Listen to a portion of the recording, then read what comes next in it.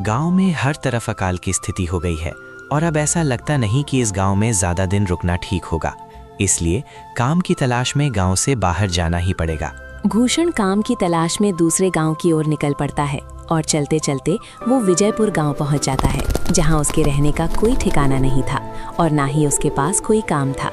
तभी चलते चलते वो एक अमीर किसान जगत सेठ के पास आ पहुंचता है। सेठ जी, मैं भूषण हूँ और दूसरे गांव से आया हूँ। हमारे गांव में अकाल की स्थिति हो गई है, खेत सूखे पड़े हैं और लोग बूंद बूंद पानी के लिए तरस रहे हैं। अगर मुझे आपके यहाँ कुछ काम मिल जाए तो आप पर बड़ी कृपा होगी बड़े भाई। अरे रे, लगता है तुम्हारी हालत बहुत खस्ता हो गई है।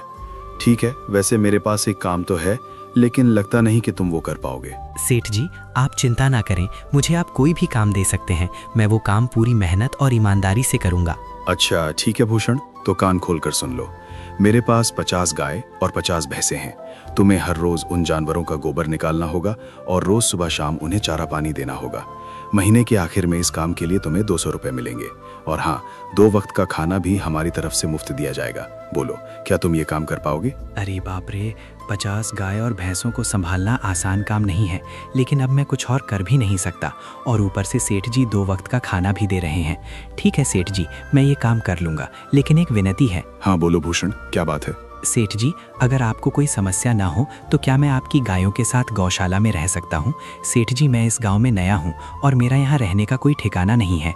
जग्गा सेठ थोड़ी देर तक सोचता है और फिर भूषण को ऊपर से नीचे तक ध्यान से देखने के बाद उससे कहता है, ठीक है भूषण, तुम गौशाला में रह सकते हो।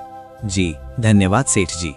तब से भूषण गौशाला में रहकर अपना काम करने लगता है और वो रोज जल्दी उठकर गाय और भैंसों का गोबर निकालता, उन्हें चारा डालता और समय पर पानी भी पिलाता था।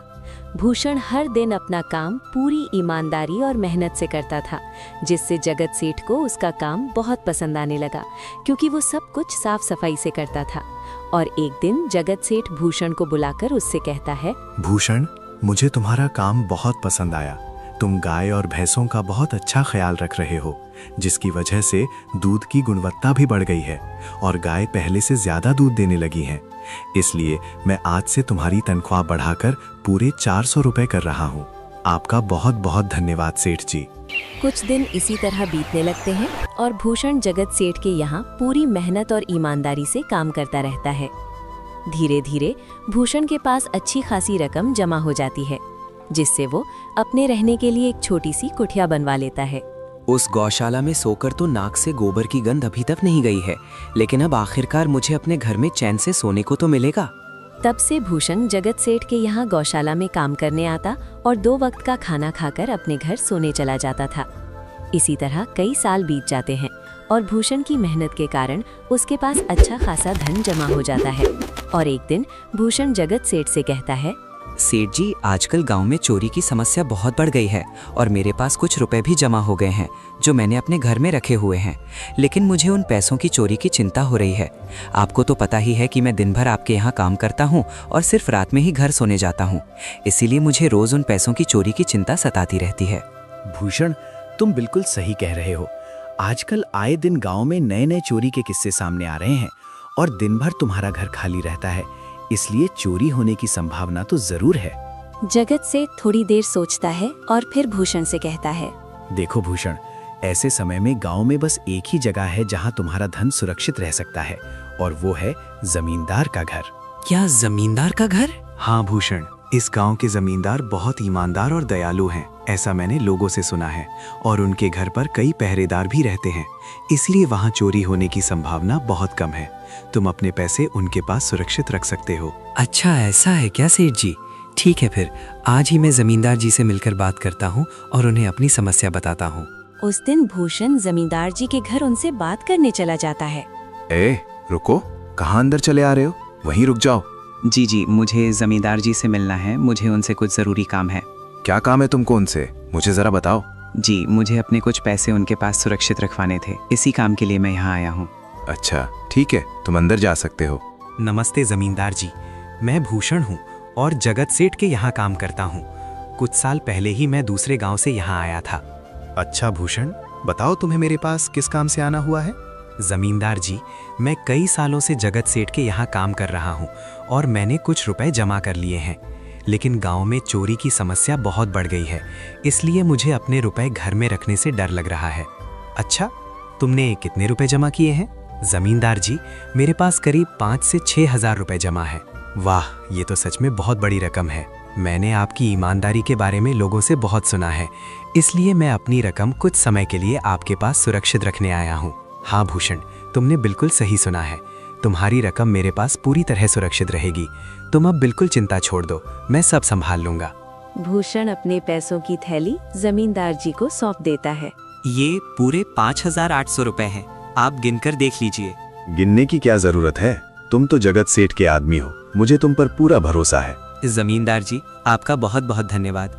अब मुझे चोरों का कोई डर नहीं है, क्योंकि मेरे पैसे पूरी तरह सुरक्षित हाथों में हैं। अरे भूषण, कोई बात नहीं, धन्यवाद तो मुझे कहना चाहिए कि तुम अपने रुपए मेरे पास सुरक्षित रखने के लिए मुझ पर भरोसा करके आए। भूषण अपने पैसे जमींदार को सौंपकर निश्चिंत होकर अपने घर चला जाता है। हाँ भूषण, तुम्हारे पैसे मेरे हाथों में ही सबसे अच्छे और सुरक्षित लगते हैं। ऐसे ही भूषण ईमानदारी और मेहनत से जगत सेठ के यहाँ काम करता रहता है और देखते ही देखते 2 साल बीत जाते हैं। और एक दिन भूषण सोचता है, अब बहुत साल हो गए हैं जगत सेठ के यहाँ काम करते हुए, और सेठ जी भी बहुत अच्छे इंसान हैं, लेकिन अब मैं सोच रहा हूँ कि अपनी खुद की ज़मीन लेकर उस पर मेहनत करूँ, क्योंकि तभी मैं आगे बढ़ सकता हूँ। इसीलिए जो थोड़े पैसे मेरे पास हैं और जो पैसे मैंने ज़मींदार के पास सुरक्षित रखने के लिए दिए हैं, उन्हें मिलाकर थोड़ी ज़मीन खरीद लूँगा और आज ही ज़मींदार से मिलकर अपने रुपए वापस मांगूंगा। ये सोचकर भूषण जमींदार जी के घर चला जाता है। जमींदार जी, मैं अपने रुपए वापस लेने आ रहा हूँ, जो मैंने आपके पास संभाल कर रखने के लिए दिए थे। वो पूरे 5,800 रुपए थे। अरे भाई साहब, मैंने आपको पहचाना ही नहीं, वैसे आप कौन हैं? अरे जमींदार जी, मैं भूषण हूँ। पिछले साल मैंने आपको पैसे संभाल कर रखने के लिए दिए थे, कुछ याद आया? अरे भाई साहब, मेरे पास तो बहुत सारे लोग पैसे रखने आते जाते रहते हैं और मैं सबके साथ अच्छा व्यवहार करता हूँ, लेकिन क्या आपके पास कोई कागजात हैं? क्योंकि मैं हर व्यक्ति से लिखित कागज पर ही लेन देन करता हूँ कि किसने कितने पैसे दिए हैं और किसके कितने पैसे मेरे पास रखे हैं। जमींदार जी, आप ये कैसी बातें कर रहे हैं? आपकी ईमानदारी पर भरोसा करके ही मैंने आपको पैसे संभालने के लिए दिए थे, और अब आप ऐसा कह रहे हैं। कृपया करके मेरे पैसे मुझे वापस लौटा दीजिए। हाँ भूषण, मैं ईमानदारी से ही काम करता हूँ, इसलिए तो तुमसे दस्तावेज मांग रहा हूँ। क्या तुम्हें पता नहीं कि जब भी किसी से पैसों का लेन देन किया जाता है तो उसे स्टैम्प पेपर पर लिखित रूप में करना पड़ता है? तुम किसी से भी पूछ सकते हो। नहीं जमींदार जी, मैं आपके पैर पड़ता हूँ, कृपया करके मेरे रुपए मुझे लौटा दीजिए। मैंने बहुत मेहनत से वो पैसे जमा किए थे और मेरे साथ ऐसा अन्याय मत कीजिए। अरे ये क्या झूठ मूठ का रोना धोना लगा रखा है? लगता है तुम ढोंगी हो और मेरी ईमानदारी और भोलेपन का फायदा उठाकर मुझसे ये रुपए ऐंठने आए हो। रुक, तुझे अभी सबक सिखाता हूँ।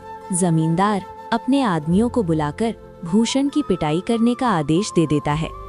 इसे तब तक मारो जब तक ये बेहोश ना हो जाए, क्योंकि इस 2 कौड़ी के आदमी ने मेरी ईमानदारी पर सवाल उठाया है, इसलिए इसे बिल्कुल मत छोड़ना।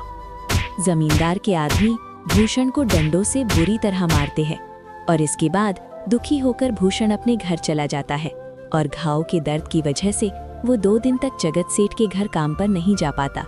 इसलिए अगले दिन जगत सेठ खुद भूषण के पास आ जाते हैं और देखते हैं कि भूषण खाट पर लेटा हुआ है और बहुत ही चिंता में नजर आ रहा है।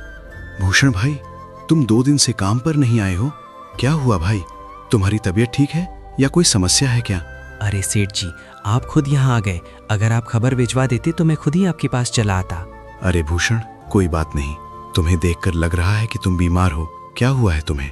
जगत सेठ, क्या बताऊं, जिस जमींदार के पास मैंने पिछले साल अपने पैसे संभालने के लिए दिए थे, वो आज मुझे पैसे वापस नहीं देना चाहता। वो बहुत लालची इंसान है और लोगों को ठग रहा है, और जब मैंने गिड़गिड़ाकर अपने पैसे मांगे तो उसने डंडों से मेरी पिटाई करवा दी और मुझे धक्के मारकर वहाँ से निकाल दिया। अरे बाप रे, ये तो बहुत ही गंभीर बात है। मैंने तो जमींदार के बारे में हमेशा अच्छा ही सुना था, लेकिन मुझे भी अंदाजा नहीं था कि वो इंसान इतना गिरा हुआ निकलेगा। तभी तो मैं सोच रहा था कि हर साल उसकी संपत्ति इतनी तेजी से कैसे बढ़ रही है। भूषण, मुझे माफ कर दो, तुम्हें जमींदार के पास भेजने की गलती मुझसे ही हुई है, इसमें मेरी भी गलती है। नहीं जगत सेठ, आप तो मेरा भला ही सोच रहे थे। ये सब उस जमींदार के लालच का नतीजा है, और अब तो मुझे भी नहीं लगता कि मेरे पैसे उस जमींदार से कभी वापस मिल पाएंगे। भूषण, मेरे पास एक तरकीब है जिससे मैं तुम्हारे पैसे तुम्हें वापस दिला सकता हूँ। जगत सेठ भूषण के कान में उसे अपने पैसे वापस दिलाने की पूरी तरकीब समझा देता है। ठीक है सेठ जी, हे ऊपर वाले, बस ये तरकीब कामयाब हो जाए। अगले दिन जगत सेठ बहुत सारे पैसों को एक सूटकेस में भरकर खुद जमींदार के घर चला जाता है। अरे जगत सेठ, आज आप खुद यहाँ आए हैं। बोलिए भाई, इस गरीब के घर कैसे आना हुआ? हमारा तो सौभाग्य है कि आप जैसे धनी आदमी के चरण हमारे घर पड़े हैं। नमस्ते जमींदार जी। अरे आप तो मुझे लज्जित कर रहे हैं। दरअसल मैं कुछ महीनों के लिए दूसरे राज्य में व्यापार के सिलसिले में जा रहा हूँ और ये लगभग बहुत सारे रुपए लेकर आया हूँ। मुझे डर है कि कहीं चोरी ना हो जाए, इसलिए क्या आप मेरे सारे पैसे कुछ समय के लिए अपने पास संभाल कर रख सकते हैं? क्योंकि इस गाँव में आपके अलावा मुझे किसी और पर भरोसा नहीं है। अरे जगत सेठ, ये भी कोई पूछने की बात है? आपके पैसे मेरे पास बिल्कुल सुरक्षित रहेंगे। आप निश्चिंत होकर व्यापार करने जा सकते हैं, क्योंकि ऐसी बड़ी रकम बार बार हाथ नहीं लगती और इस बार तो भारी माल मिलने वाला है। तभी उसी वक्त वहाँ भूषण आ जाता है। अरे भूषण, अच्छा हुआ तुम आ गए। मैं ही तुम्हारे पास आने वाला था। उस दिन तुम्हें पहचान नहीं पाया था क्योंकि मेरे पास बहुत लोग आते हैं, इसलिए थोड़ी उलझन हो जाती है। लेकिन मैं अपनी बात का पक्का हूँ। हाँ, रुको, मैं तुम्हारे सारे पैसे अभी देता हूँ।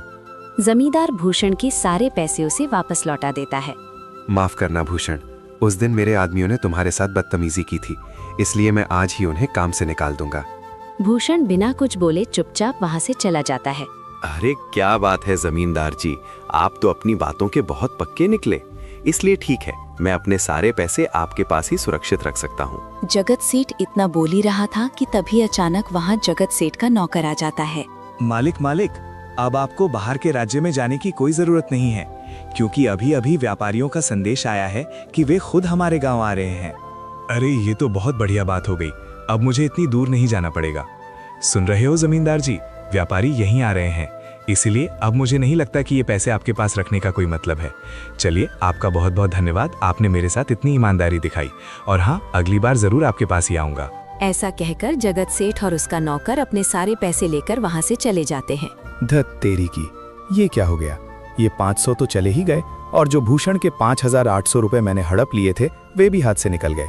आपका बहुत बहुत धन्यवाद सेठ जी। अगर आज आप नहीं होते तो मेरी सारी जमा पूंजी वो जमींदार हड़प लेता। भूषण, कोई बात नहीं। जो व्यक्ति मेहनत और ईमानदारी से कमाता है, ऊपर वाला उसका कभी बुरा नहीं होने देता, और जो हराम की कमाई खाता है उसका कभी भला नहीं होता।